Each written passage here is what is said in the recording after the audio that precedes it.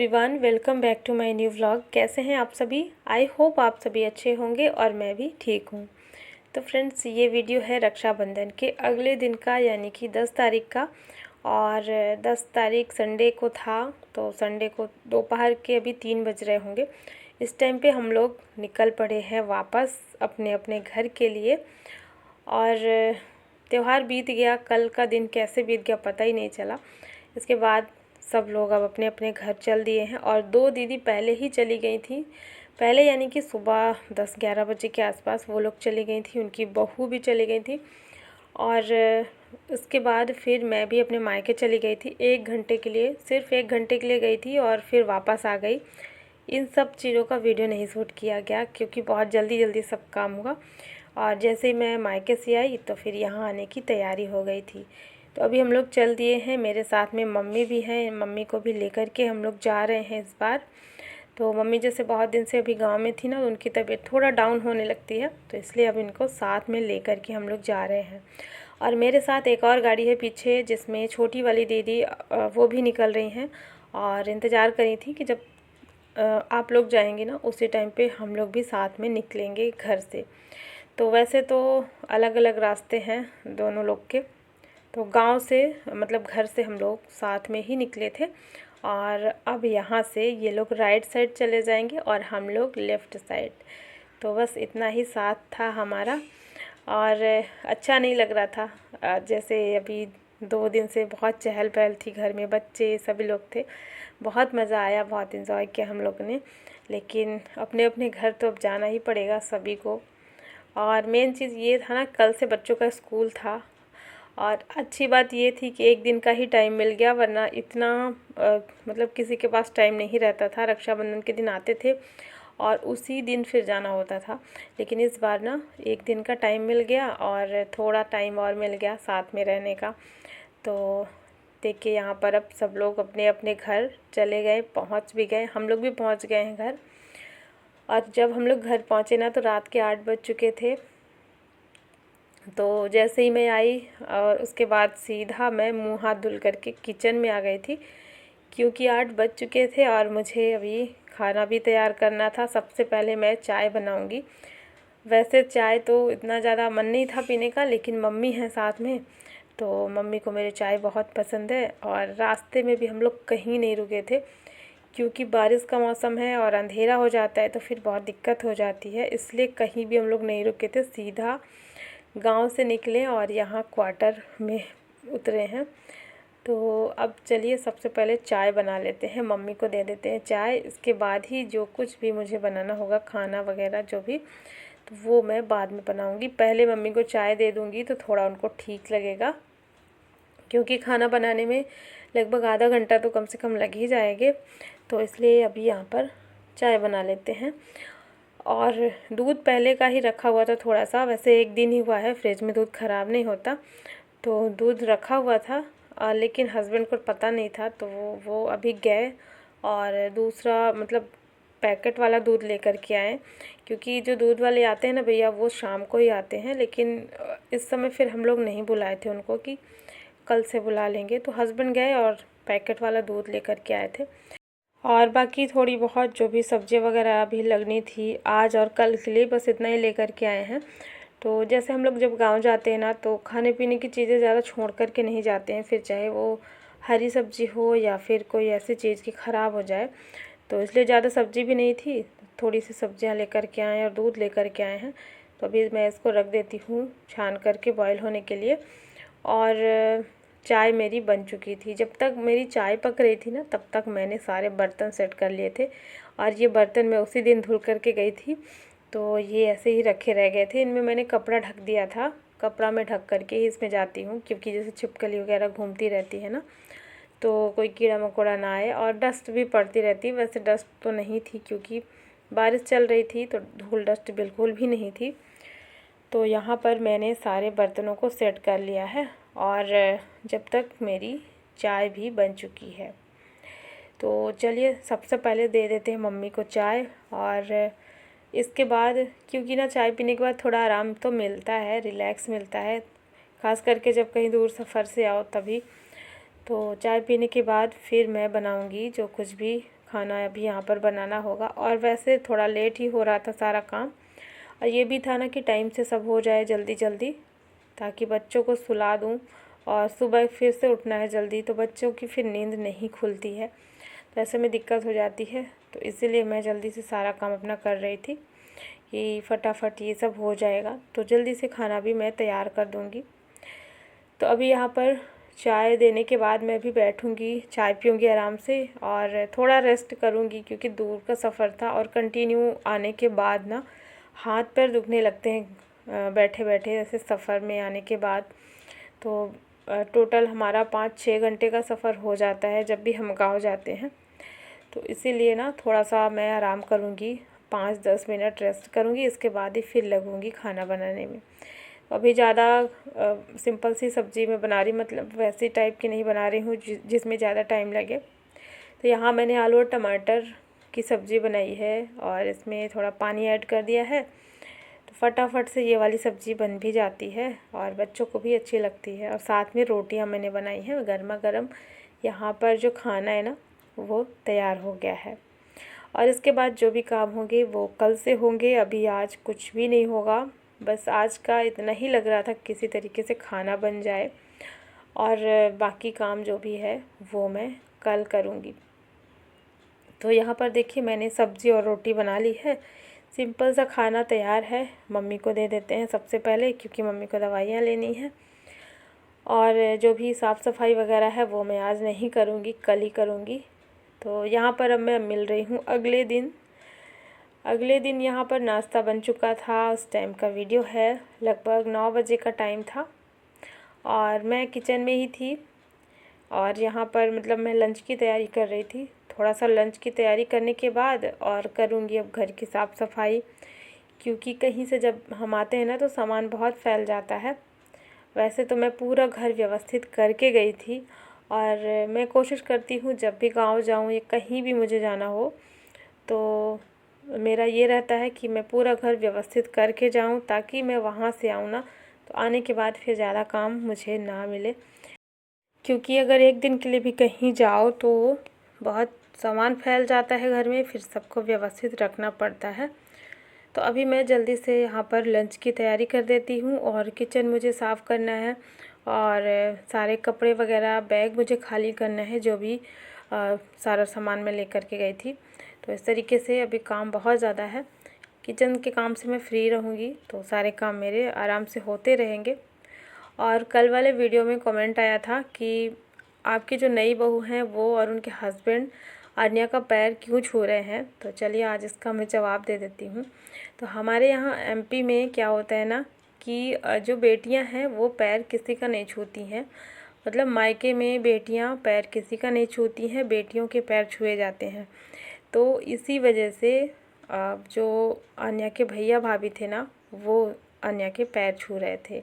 और मेरे साथ भी ऐसा होता है, जब मैं भी मायके जाती हूँ तो मेरी मम्मी पापा सब लोग मेरा पैर छूते हैं, तो इसीलिए आन्या के पैर भैया भाभी छू रहे थे।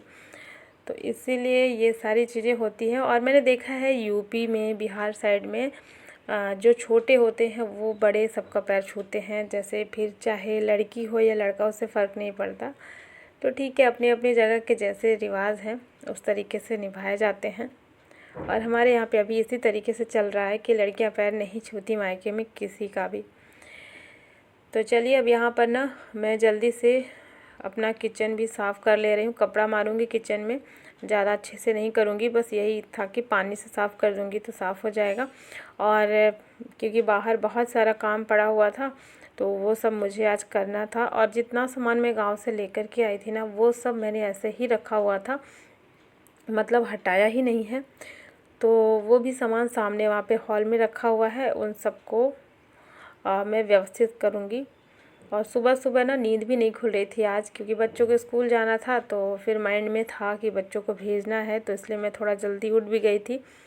और कहीं से आने के बाद ना थोड़ा सा थकावट भी फील होती है, और ख़ास करके जैसे इस तरीके का सफ़र हो, जाना आना कंटिन्यू हो जाता है, तो इसमें थोड़ा ज़्यादा थकावट लगती है।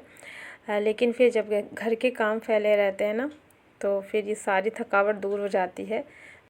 तो गांव से मैं कुछ सामान लेकर के आई थी, और जैसे कि गेहूं है और कुछ और चीज़ें थी। मेन तो गेहूं ही था, गेहूं एक बोरी था। तो वहाँ से मैं लेकर के आई थी, क्योंकि जैसे गाड़ी गई थी ना, तो ये होता है कि साथ में लेकर के चलते हैं और जल्दी जल्दी तो आना होता नहीं है। तो उसी के लिए मैं ये टंकी खाली कर रही थी, उस गेहूं को इसमें भरना है, क्योंकि बारिश चल रही है और अगर इसे सुरक्षित नहीं रखेंगे तो ये ख़राब हो जाएगा। तो मम्मी साथ में है ना, तो मम्मी का क्या रहता है कि मम्मी बोल देती है मुझे बैठे बैठे जैसे कुछ काम दे दो। तो वही मैं टंकी खाली करके और मम्मी को दे दी थी। तो मम्मी गेहूँ उसमें भर रही थी, बोरी में जो कि गेहूँ भरा हुआ था। तो सामान को सुरक्षित रखना भी एक बहुत बड़ी जिम्मेदारी होती है कि कोई चीज़ ख़राब ना हो। और जब तक मम्मी गेहूं को भर रही थी टंकी में, तब तक मैं आ गई थी अपने किचन में ही, साफ़ सफाई कर रही थी। बर्तन रखे थे और किचन को मैंने साफ़ किया। तो ये सारा काम अभी मैं जब तक कर लूँगी, और फिर इसके बाद मैं आराम से जब फ्री हो जाऊँगी ना, तो उस टाइम पे फिर मैं बैग को खाली करूँगी। और अभी जैसे सावन चल रहा है, रक्षाबंधन के बाद एक के बाद एक बहुत सारे त्यौहार आने वाले हैं। तो उसमें भी थोड़ा सा मैं बिज़ी हो जाऊंगी। तो अभी उन सारी चीज़ों की मुझे तैयारी करनी है। व्रत वाले त्यौहार जो आते हैं ना हमारे, तो उनकी भी मुझे तैयारी करनी है, और ज़्यादा टाइम अभी बचा भी नहीं है, बहुत कम टाइम है। तो ये सारा काम अभी मुझे करना है। तो बड़ी थोड़ी सी टेंशन भी हो रही थी, क्योंकि जब भी कोई त्यौहार आता है तो मार्केट जाना होता है। मार्केट जाना आना, घर का काम, ये सारी चीज़ें ना बहुत हो जाती हैं।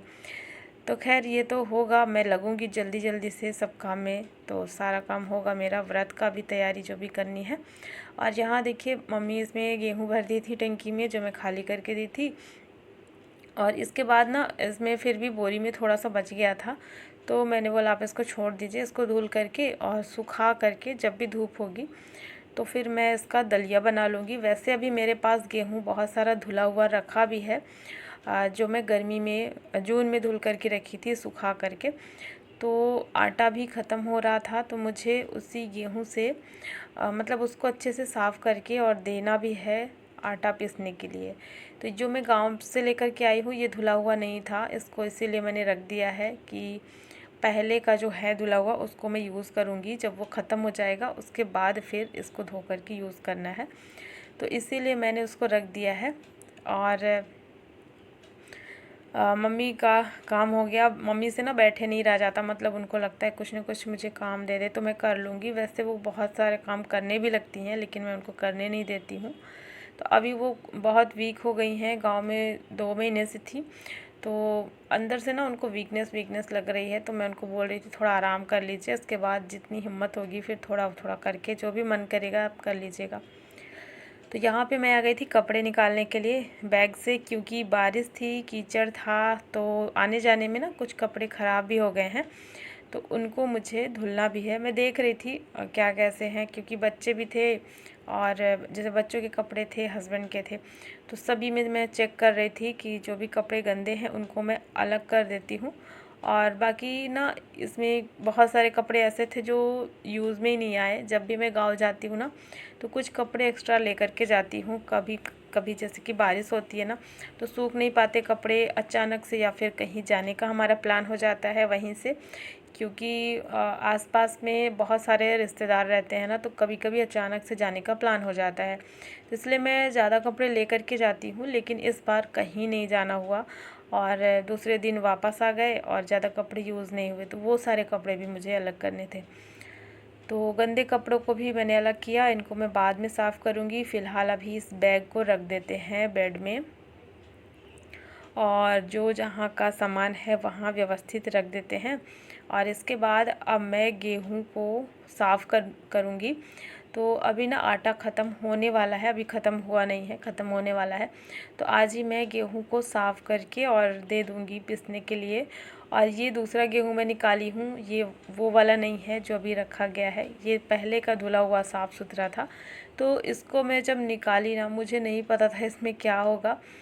मुझे लगा कि सब कुछ अच्छा होगा। जब पिछली बार मैं इसको निकाली थी तो इसमें गेहूँ साफ़ सुथरा ही था, लेकिन अभी जब मैंने ना सूप से इसका पूरा डस्ट निकाला, वैसे डस्ट रहती नहीं है, जैसे बारीक कीड़े वगैरह एक आध कहीं रहते हैं ना, तो अभी जब मैं इसको निकाली तो इसमें मुझे थोड़ी ज़्यादा कीड़े दिख रहे थे और मुझे ऐसा लग रहा कि मैं पिछली बार जब इसको निकाली थी ना तो उसी की वजह से नमी चली गई है और इसका ढक्कन जैसे खुला रह गया हो, उस वजह से भी हो सकता है, पता नहीं क्या इसमें दिक्कत हुई।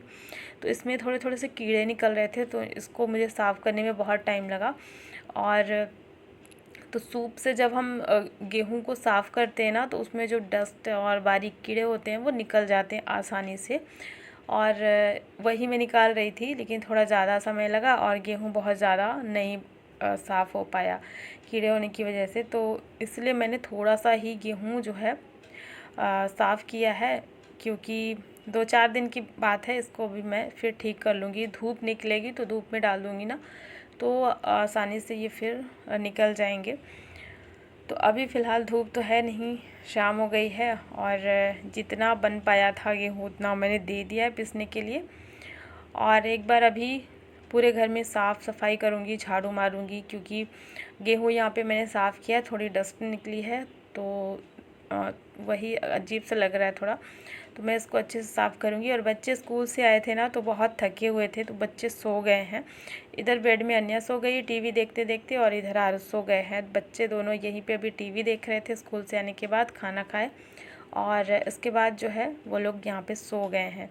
तो मैं यहाँ पे झाड़ू एक बार मार लेती हूँ, पूरे घर में ही झाड़ू मारूँगी ताकि साफ़ हो जाए। शाम होने भी वाली थी अभी, तो झाड़ू मारने के बाद क्योंकि सफाई हो जाएगी। और सच बताएं तो कहीं से आने के बाद ना तुरंत से जो हमारा रूटीन होता है ना वो चेंज हो जाता है, लेकिन फिर भी कोशिश कर रही हूँ मैं कि सारे काम मैं अपने जल्दी जल्दी टाइम से कर लूँ।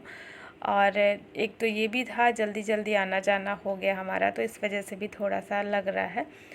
तो चलिए, अब यहाँ की सफाई हो चुकी है और टंकी मैंने हटाई नहीं है, क्योंकि इसका जो गेहूँ है वो मुझे धूप में डालना है, थोड़ा सुखाना है। तो ये काम तो अब कल होगा, अभी हो गई है शाम। और चलिए फ्रेंड्स, आज का ये व्लॉग मैं यहीं पे एंड करती हूँ। आई होप आप सभी को पसंद आया होगा और वीडियो को लाइक कर देना और चैनल को भी सब्सक्राइब ज़रूर कर लेना। मिलती हूँ आपसे एक नए व्लॉग में। Thanks for watching, bye bye, take care.